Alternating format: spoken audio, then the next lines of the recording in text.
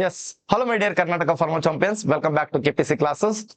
Yes. In last video, I have discussed about CGHS pharmacist notifications. So, okay, ಯಾವ ರೀತಿ apply ಮಾಡಬೇಕು and ಎಷ್ಟು pharmacist ಒಂದು notifications recruitment ಕರೆದಿದ್ದಾರೆ SSC through.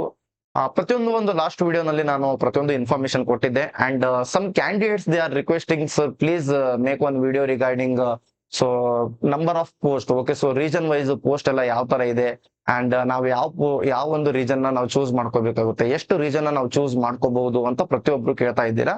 So okay, so ಹಾಗಾಗಿ ನಮ್ ಕರ್ನಾಟಕ ಸ್ಟೂಡೆಂಟ್ಸ್ ಗೆ ಪ್ರತಿಯೊಂದು ಡೌಟ್ಸ್ ನ ಕ್ಲಿಯರ್ ಮಾಡೋದಕ್ಕೋಸ್ಕರ ಈ ವಿಡಿಯೋನ ಮಾಡ್ತಾ ಇದ್ದೀನಿ. ವಿಡಿಯೋ ಸ್ಕಿಪ್ ಮಾಡದೆ ಎಂಡ್ ವರೆಗೂ ನೋಡಿ. ಓಕೆ, ಸೊ ಕಂಪ್ಲೀಟ್ ನಿಮ್ಗೆ ಒಂದು ಇನ್ಫಾರ್ಮೇಶನ್ ಗೊತ್ತಾಗುತ್ತೆ ಅಂಡ್ ನಿಮ್ಗೆ ಯಾವುದೇ ಒಂದು ಗೌರ್ಮೆಂಟ್ ಜಾಬ್ ನೋಟಿಫಿಕೇಶನ್ ಆಗಿರ್ಬೋದು ಅಂಡ್ ಯಾವುದೇ ಒಂದು ಕಾಂಪಿಟೇಟಿವ್ ನಲ್ಲಿ ಫಾರ್ಮಸಿ ಫೀಲ್ಡ್ ಅಲ್ಲಿ ಯಾವುದೇ ಒಂದು ಎಕ್ಸಾಮಿನೇಷನ್ ನೋಟಿಫಿಕೇಶನ್ಸ್ ರಿಗಾರ್ಡಿಂಗ್ ಇರ್ಬೋದು, ಪ್ರತಿಯೊಂದು ನಮ್ KPC ಕ್ಲಾಸಸ್ ಇಂದ ನಿಮ್ಗೆ ಅಪ್ಡೇಟ್ ಸಿಗ್ತಾನೆ ಹೋಗುತ್ತೆ. ಅಂಡ್ ನಮ್ KPC ಕ್ಲಾಸಸ್ ವಾಟ್ಸ್ಆಪ್ ಗ್ರೂಪ್ ಕೂಡ ಇದೆ, ಡಿಸ್ಕ್ರಿಪ್ಷನ್ ಬಾಕ್ಸ್ ಅಲ್ಲಿ ಮೆನ್ಷನ್ ಮಾಡಿರ್ತೀನಿ, ನೀವು ಜಾಯ್ನ್ ಆಗಿ. Okay, so let's discuss. And one more thing, ನೀವು only one region and only one post code ನ ಮಾತ್ರ ನೀವು ಚೂಸ್ ಮಾಡಬೇಕಾಗಿರುತ್ತೆ. CGHS pharmacist, okay, central government health scheme ಅಂತ ಕರಿತೀವಿ, ಸೆಂಟ್ರಲ್ ಗೌರ್ಮೆಂಟ್ ಒಂದು ಜಾಬ್ ಇದು. Okay, so only one post code ನ ನೀವು ಚೂಸ್ ಮಾಡ್ಕೋಬೇಕು ಅಂಡ್ ಡಿಫ್ರೆಂಟ್ ರೀಜನ್ಸ್ ಅಲ್ಲಿ ಡಿಫ್ರೆಂಟ್ ಪೋಸ್ಟ್ ಕೋಡ್ ಬೇಸ್ ಮೇಲೆ ನಂಬರ್ ಆಫ್ ಪೋಸ್ಟರ್ಸ್ ಎಲ್ಲ ಬಂದಿದೆ, ನೋಡ್ತಾ ಹೋಗೋಣ. First Madhya Pradesh region. Okay, so ಇದು ಮಧ್ಯಪ್ರದೇಶ್ ಸ್ಟೇಟ್ ನಲ್ಲಿ ನೀವು ಜಾಬ್ ಮಾಡ್ಬೇಕಾಗುತ್ತೆ. ಸರ್, ಇದು ಮಧ್ಯಪ್ರದೇಶ್ ಸ್ಟೇಟ್ ಅಂದ್ರೆ ಇವಾಗ ಓನ್ಲಿ ಮಧ್ಯಪ್ರದೇಶ್ ಸ್ಟೇಟ್ ಅವರೇ ಅಪ್ಲೈ ಮಾಡಬಹುದಾ? ನೋ, ಇದರಲ್ಲಿ all India candidates they are eligible to apply. Okay, yes, Karnataka students ಕೂಡ ಅಪ್ಲೈ ಮಾಡಬಹುದು because this is central government job. ಇಲ್ಲಿ ಪ್ರತಿಯೊಬ್ಬರು ಸ್ಟೇಟ್ ಕೂಡ ಫೈಟ್ ಮಾಡ್ತಾ ಇರ್ತಾರೆ. ಇನ್ನೊಂದು ಒನ್ ಮೋರ್ ಥಿಂಗ್, ನೀವ್ ಏನ್ ಮಾಡ್ತೀರಾ ಅಂದ್ರೆ, ಸರ್ ಇದು ಮಧ್ಯಪ್ರದೇಶ್ ನಲ್ಲಿ ಇದೆ, ಕರ್ನಾಟಕದಲ್ಲಿ ಇಲ್ಲ ಅಂಡ್ ನಮ್ಮ ಮನೇಲಿ ಅಷ್ಟು ದೂರ ಕಳ್ಸೋದಿಲ್ಲ ಅಂಡ್ ಅಲ್ಲಿ ಅಷ್ಟು ದೂರ ಹೋಗಿ ನಾವು ಜಾಬ್ ಮಾಡ್ಬೇಕಾ? ಸಿ, ಫಸ್ಟ್ ಎಕ್ಸಾಮ್ ಅಟೆಂಡ್ ಮಾಡಿ, ಎಕ್ಸಾಮ್ ಅಪ್ಲಿಕೇಶನ್ ಹಾಕೊಳ್ಳಿ, ಸೆಲೆಕ್ಷನ್ ಆದ್ಮೇಲೆ ನೆಕ್ಸ್ಟ್ ಡಿಸೈಡ್ ಮಾಡೋದು. ನೀವು ಸೆಲೆಕ್ಷನ್ ಆಗೋಕ್ಕಿಂತ ಮುಂಚೆನೆ ಈ ರೀತಿ ಎಲ್ಲ ಥಿಂಕಿಂಗ್ ಮಾಡ್ತೀರಾ. ಓಕೆ, ಅಂಡ್ ನಿಮ್ಗೆ ಹೇಳೋದಾದ್ರೆ ಇಫ್ ಯು ಆರ್ ಸೆಲೆಕ್ಟೆಡ್, ನಿಮ್ ಮಧ್ಯಪ್ರದೇಶ್ ರೀಜನ್ ಸೆಲೆಕ್ಟ್ ಆಯ್ತು ಅಂದ್ರೂ ಕೂಡ ನೀವು ಒಂದು 2 years 3 years ಅಲ್ಲಿ ವರ್ಕ್ ಮಾಡ್ಬಿಟ್ಟು ಮತ್ತೆ ಟ್ರಾನ್ಸ್ಫರ್ ತಗೊಂಡು ಕೂಡ ನೀವು ಕರ್ನಾಟಕದಲ್ಲಿ ಬರ್ಬೋದು. ಕರ್ನಾಟಕದಲ್ಲಿ ಕೂಡ CGHS ಹಾಸ್ಪಿಟಲ್ ಇದೆ, ಬೆಂಗಳೂರು ಆಗಿರ್ಬೋದು, ಬೆಳಗಾವಿ ಆಗಿರ್ಬೋದು, ಹುಬ್ಳಿನಲ್ಲಿ ಆಗಿರ್ಬೋದು, ಈ ರೀತಿ CGHS ಹಾಸ್ಪಿಟಲ್ ಎಲ್ಲ ಇದೆ ಅಂಡ್ ನೀವು ಅಲ್ಲಿ ಟ್ರಾನ್ಸ್ಫರ್ ತಗೋಬಹುದು. ಓಕೆ, ಸೆಂಟ್ರಲ್ ಗೌರ್ಮೆಂಟ್ ಜಾಬ್ ಇದೆ, you will get salary around 80,000 rupees salary ಸಿಗುತ್ತೆ ನಿಮ್ಗೆ. ಓಕೆ, ಸೊ ಮೊದಲು ಎಕ್ಸಾಮ್ ಅಟೆಂಡ್ ಮಾಡಿ, ಎಕ್ಸಾಮ್ ನ ಯಾರು ಸ್ಕಿಪ್ ಮಾಡೋದಕ್ಕೆ ಹೋಗಬೇಡಿ ಬಿಕಾಸ್ ನೀವು ಎಕ್ಸಾಮ್ ಬರಿತಾ ಹೋದ್ರೆ ನೀವು ಪರ್ಫೆಕ್ಟ್ ಆಗ್ತಾ ಹೋಗ್ತೀರಾ. Okay, so first Madhya Pradesh region ಅಲ್ಲಿ ನಂಬರ್ ಪೋಸ್ಟ್ ಬಹಳ ಕರೆದಿರೋದೇ ಮಧ್ಯಪ್ರದೇಶ್ ರೀಜನ್ ಅಲ್ಲಿ.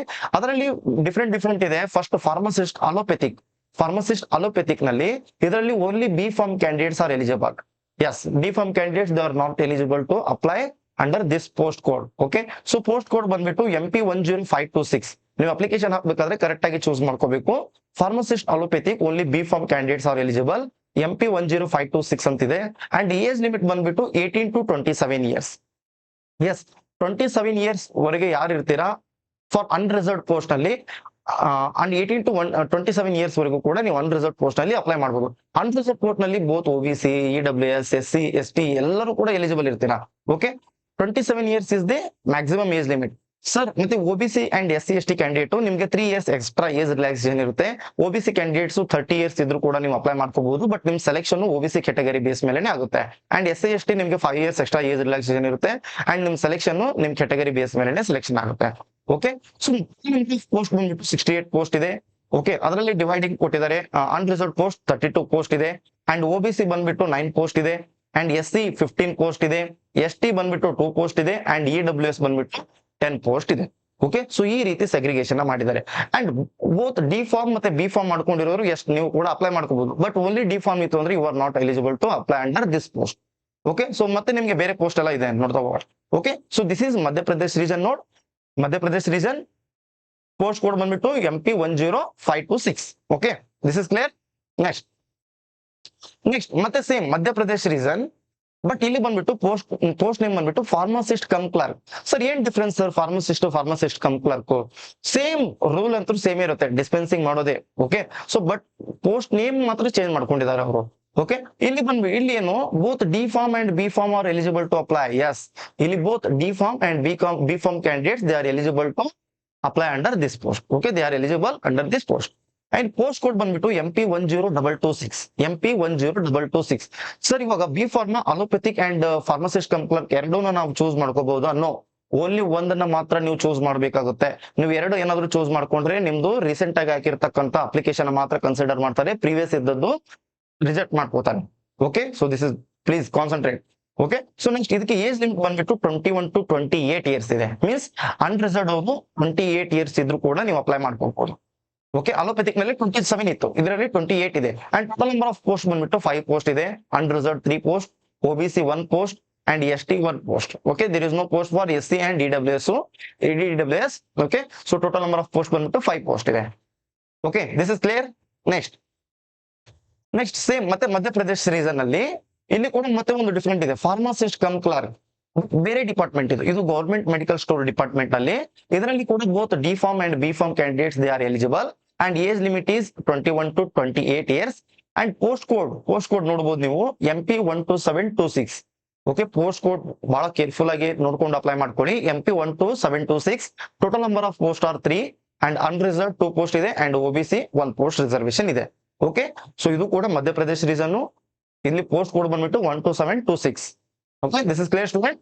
ನೆಕ್ಸ್ಟ್ ಸೇಮ್ ಮತ್ತೆ ಮಧ್ಯಪ್ರದೇಶ್ ರೀಸನ್ ಅಲ್ಲಿ ಜೂನಿಯರ್ ಫಾರ್ಮಸಿಸ್ಟ್ ಅಂತ ಮತ್ತೆ ಒಂದು ಕರೆದಿದ್ದಾರೆ, junior pharmacist. Okay, here also both D pharm and B pharm candidates they are eligible. Here the post code is MP 12326. MP 12326 and this is a level 4 job. Previously what we discussed, those are all level 5 job. Okay, ಅಲ್ಲಿ ನಿಮಗೆ salary ಬಂದ್ಬಿಟ್ಟು around 60-70,000 ಸಿಗುತ್ತೆ. But this is level 4 ಅಂದ್ರೆ ಇಲ್ಲಿ ಸ್ವಲ್ಪ ಕಡಿಮೆ ಸಿಗುತ್ತೆ ನಿಮಗೆ ಸ್ಯಾಲರಿ ಜೂನಿಯರ್ ಫಾರ್ಮಸಿಸ್ಟ್ ಅಲ್ಲಿ. ಓಕೆ, ಇಲ್ಲಿ ನಿಮಗೆ ಏಜ್ ಲಿಮಿಟ್ ಬಂದ್ಬಿಟ್ಟು 21 to 27 ಇಯರ್ಸ್ ಇದೆ. Total number of post is 1. Okay, only 1 post ಇದೆ, that is reserved for unreserved post ನಲ್ಲಿ ಇದೆ. Okay, so all these are Madhya Pradesh region ಅಲ್ಲಿ ಕರೆದಿರ್ತಕ್ಕಂಥ pharmacist post. Okay, and next north east region. Okay, north east region ನಲ್ಲಿ ಕೂಡ ಕರೆದಿದ್ದಾರೆ. Okay, so north east region like ನಿಮ್ಗೆ ಮಣಿಪಾಲ್ ಆಗಿರ್ಬೋದು. ಓಕೆ, ಅಂಡ್ ಲೈಕ್ ನಿಮ್ಗೆ ಒಡಿಶಾ ಆಗಿರ್ಬೋದು. ಈ ರೀತಿ ಬೇರೆ ಬೇರೆ ರೀಸನ್ಸ್ ಎಲ್ಲ ಬರುತ್ತೆ ನಾರ್ತ್ ಈಸ್ಟ್ ರೀಸನ್ ಅಲ್ಲಿ. ಲೈಕ್ ಫಾರ್ಮಸಿಸ್ಟ್ ಕ್ಲರ್ಕ್ ಅಂತ ಕರೆದಿದ್ದಾರೆ. D pharm B pharm candidates they are eligible. And post code name ಬಂದ್ಬಿಟ್ಟು NE 10426. NE 10426. This is a level 5 job and age limit is 21 to 28 years. Total number of posts are 3. Okay, so 3 posts completely unreserved ಗೆ eligible ಕೊಟ್ಟಿದ್ದಾರೆ. Okay, north eastern region. Okay, ಇದರಲ್ಲಿ ಕೂಡ ಪ್ರತಿಯೊಬ್ರು ಎಲ್ಲ all India candidates they are eligible to apply. Next southern region. Okay, southern region means south side. Okay, like ಇವಾಗ ಆಂಧ್ರ ಪ್ರದೇಶ ಆಗಿರ್ಬೋದು, like ಇವಾಗ ಮಹಾರಾಷ್ಟ್ರ ಆಗಿರ್ಬೋದು. ಈ ರೀತಿ ಒಂದು ಸೌತರ್ನ್ ರೀಸನ್ ಅಂತ ಇರುತ್ತೆ. ಸೊ ಇಲ್ಲಿ ಫಾರ್ಮಸಿಸ್ಟ್ ಕಮ್ ಕ್ಲರ್ಕ್ ಅಂತ ಕರೆದಿದ್ದಾರೆ. Both D pharm and B pharm candidates they are eligible. ಇಲ್ಲಿ ಪೋಸ್ಟ್ ಕೋಡ್ ನೇಮ್ ಬಂದ್ಬಿಟ್ಟು SR 10526 ಅಂತ ಇದೆ, level 5 job. Okay, age limit ಬಂದ್ಬಿಟ್ಟು 21 to 28 ಇಯರ್ಸ್. 28 ಇಯರ್ಸ್ ವರೆಗೂ ಅನ್ರಿಸರ್ವ್ಡ್ ಕ್ಯಾಂಡಿಡೇಟ್ಸ್ ಅಪ್ಲೈ ಮಾಡಬಹುದು. ಅಂಡ್ OBC SC ST ಅವರಿಗೆ ನಿಮಗೆ ಎಕ್ಸ್ಟ್ರಾ ಏಜ್ ರಿಲ್ಯಾಕ್ಸೇಷನ್ ಇರುತ್ತೆ. Total number of post is 1 and ಅದು ಕೂಡ ಅನ್ರಿಸರ್ವ್ಡ್ ಗೆ ಎಲಿಜಿಬಲ್ ಕೊಟ್ಟಿದ್ದಾರೆ. Okay, and next western region ಅಂದ್ರೆ ನಿಮ್ಗೆ ಲೈಕ್ ಕೋಲ್ಕತ್ತಾ, ವೆಸ್ಟ್ ಬೆಂಗಾಲ್ ಆ ಸೈಡ್ ಎಲ್ಲ ಬರುತ್ತೆ. ಇಲ್ಲಿ ಕೂಡ ಫಾರ್ಮಸಿಸ್ಟ್ ಕಮ್ ಕ್ಲರ್ಕ್ ಅಂತ ಕರೆದಿದ್ದಾರೆ. ಇಲ್ಲಿ ಕೂಡ both B pharm and D pharm candidates they are eligible. ಇಲ್ಲಿ ಪೋಸ್ಟ್ ಕೋಡ್ ನೇಮ್ WR 13526 ಅಂತ ಇದೆ, ಲೆವೆಲ್ 5 ಜಾಬ್. ಇಲ್ಲಿ ಕೂಡ ಏಜ್ ಲಿಮಿಟ್ 21 to 28 ಇಯರ್ಸ್ ಇದೆ. Total number of post are 7. Unreserved 4 post ಇದೆ. OBC 1 post, SC 1 post and EWS 1 post. Okay, so total number of post ಬಂದ್ಬಿಟ್ಟು ನಿಮ್ಗೆ count ಮಾಡಿದ್ರೆ 88 post ಇದೆ. ಓಕೆ, ಅದರಲ್ಲಿ 68 ಪೋಸ್ಟ್ ಕಂಪ್ಲೀಟ್ ಆಗಿ only for B pharm candidates. Okay, and for remaining 20 post ಗೆ both B and D pharm candidates they are eligible. Plus D pharm and B form.